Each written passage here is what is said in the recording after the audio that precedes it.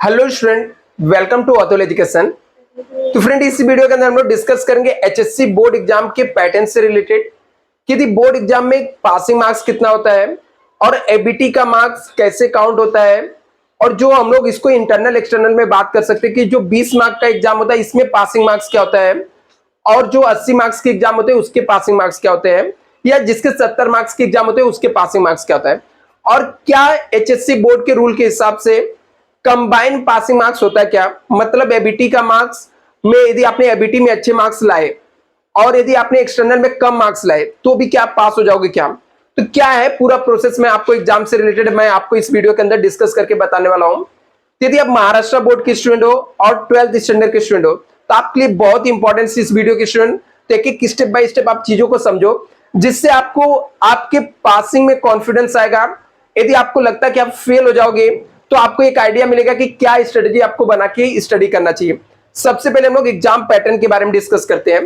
तो HSC board exam, जो HSC Maharashtra board है, इसके एग्जाम के पैटर्न क्या है। एचएससी बोर्ड एग्जाम, अभी ये जो एचएससी बोर्ड एग्जाम है स्टूडेंट, ये इसको दो पार्ट्स में हम लोग डिवाइड कर लेते हैं। एक एक्टिविटी बेस्ड टेस्ट होता है एबीटी जिसको हम लोग बोलते हैं, एक हमारा होता है फाइनल बोर्ड एग्जाम। अभी जो एबीटी होता है ये आपके खुद के कॉलेज में होता है जिसको हम लोग सेल्फ सेंटर बोल सकते हैं। इसके अलग अलग क्राइटेरिया होते हैं, वाइबा होता है या आपको लिख कर टेस्ट देने पड़ते हैं। इसका जो वेटेज होता है आपके 20 मार्क्स होते हैं। कितने मार्क्स होते हैं स्टूडेंट? 20 मार्क्स होता है। और जो फाइनल बोर्ड एग्जाम होता है जिसका आपका सेंटर लगता है, ठीक है, आपको किसी सेंटर पे जाके एग्जाम देने होते हैं, ये होता है आपका 80 मार्क्स का होता है। अब ये जो महाराष्ट्र बोर्ड है इसका इस महाराष्ट्र बोर्ड में पासिंग क्राइटेरिया जो है मिनिमम मार्क्स, पास होने के लिए आपको मिनिमम मार्क्स जो लगेगा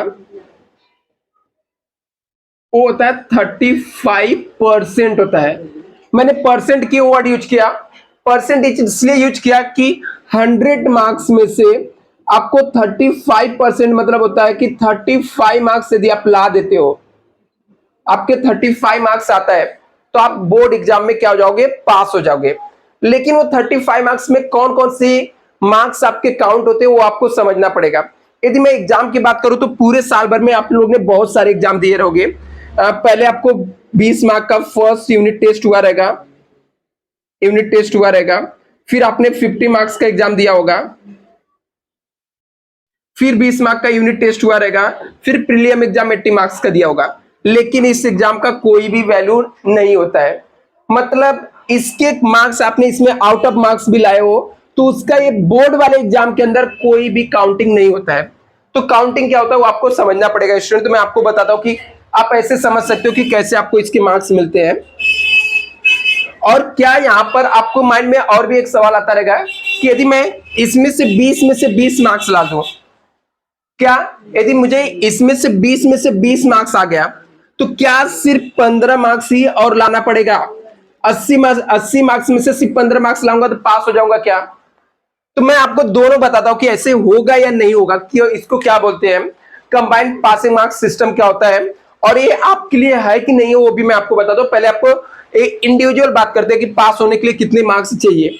यदि मैं बात करूं स्टूडेंट, यहां पर 20 मार्क्स में आपको यहां पर 20 मार्क का 35% कैलकुलेट करना पड़ेगा। मिनिमम मार्क्स चाहिए पासिंग के, मिनिमम इसमें यदि आप इंडिविजुअल पासिंग की बात करोगे तो 20 का 35% जो भी रहेगा इसको आपको कैलकुलेट करना पड़ेगा, ठीक है। यहां पर जो भी रहेगा, ठीक है, इसको आ जाएगा 7 मार्क्स। आपको 7 मार्क्स यहां पर लाने पड़ेंगे। यदि मैं यहां पर बात करूं तो 80 मार्क्स है, 80 मार्क्स का 35% ऐसे कैलकुलेट हो जाएगा। तो यदि मैं इसको 2 से कैंसिल करता हूं तो यहां पर अराउंड 38 मार्क्स लाने पड़ेंगे। मतलब आपको यहां पर हो जाता है 38 मार्क्स और यहां पर कितने हो जाते हैं? Minimum 7 marks. तो यदि मैं पासिंग का मार्क्स करूं तो पासिंग का मार्क्स आपको एबीटी में आपको मिनिमम 7 मार्क्स लाने पड़ेंगे और आपके जो सेंटर पे गया उसमें 28, दोनों मार्क्स मिला के कितने हो जाएंगे? तो उसके बारे में अलग से डिस्कस करते हैं। दोनों मिला के कितने मार्क्स होंगे यहाँ पर। यदि हम लोग दोनों मार्क्स की बात करें तो दोनों मार्क्स मिला के आपके होते हैं 7 मार्क्स आपके इंटरनल प्लस 28 मार्क्स एक्सटर्नल।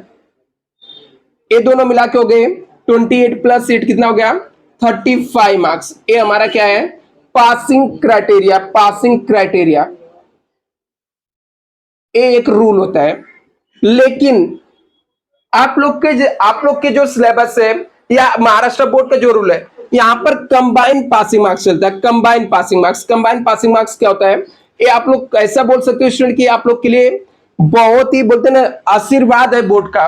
ऐसे एचएससी बोर्ड का आपके ऊपर आशीर्वाद है कि आप लोग को पास होने के लिए कितना सिंपल कर दिया उसने कि यदि आपने जो ये इंटरनल एग्जाम है जिसको एबीटी बोलते हैं, यदि इसमें आपने 20 मार्क्स ला दिया तो आपको पास होने के लिए मिनिमम कितने चाहिए, पासिंग क्राइटेरिया कितना 35। तो सिर्फ और सिर्फ आपको 80 में से 80 आउट ऑफ आपको सिर्फ और सिर्फ 15 मार्क्स लाने पड़ेंगे। कितने मार्क्स लाने पड़ेंगे 15 मार्क्स। मतलब यदि आपके कॉलेज ने आपको यहां पर 20 का 20 मार्क्स दे दिया तो आपको 80 मार्क्स के पेपर में सिर्फ और सिर्फ कितना लाना है 15 मार्क्स लाना है। 15 प्लस 20 मिला के कितना हो जाएगा आपके 35 मार्क्स हो जाएंगे। मतलब ये दोनों मिला के आपके 35 मार्क्स हो गए और आप इजीली पास हो जाओगे यहां पर। तो आपको स्टूडेंट ट्राई करना कि आपके इंटरनल में 20 के 20 मार्क्स मिल जाए। तो जब एक्सटर्नल में यदि आपने 15 मार्क्स मिलाए तो भी आपको यहां पर क्या हो जाएगा पास हो जाओगे। कुछ स्टूडेंट को डाउट रहता है कि नहीं सर यदि मैं इंटरनल में फेल हो गया तो क्या होगा। अभी इंटरनल में फेल के मैं आपको दो तरीके बताता हूं। यदि आपने स्टूडेंट एक्टिविटी बेस्ड टेस्ट में आप एब्सेंट हो गए और 80 में से आउट ऑफ आपने 50 मार्क्स ला दिया तो फेल हो आप एग्जाम नहीं छोड़ सकते, आप एब्सेंट नहीं जा सकते हो। आपको क्या करना है, भले से यहां पर आप जाके 2 ही मार्क्स लाओ लेकिन एग्जाम इसको दो। एबीटी के जो आपके इंटरनल एग्जाम है इसके आप 2 मार्क्स लो, फिर यहां पे 50 ला दो, 52 मार्क्स हो जाएगा, पास हो जाओगे। अदरवाइज आप इसमें से आपके 20 के 20 मार्क्स मिल गया और 80 में से आपने सिर्फ कितना ला दिया 15 मार्क्स ला दिया तो भी आपको 35 मार्क्स लाके आप क्या कर दोगे पास हो जाओगे। तो इसको हम बोलते हैं कंबाइंड मार्किंग सिस्टम। तो आपको अपने प्रिपेयर करना है स्टूडेंट, अच्छे से एग्जाम को लिखना है, ट्राई करो ज्यादा से ज्यादा अच्छे परसेंटेज स्कोर करने के लिए और दोनों एग्जाम को आपको क्या करना है फॉलो करना है। Thank you so much student, channel को सब्सक्राइब करके रखना क्योंकि नेक्स्ट जो अपडेट रहेगा एग्जाम से रिलेटेड मैं आपको जल्दी अपडेट करते रहूंगा। Thank you so much.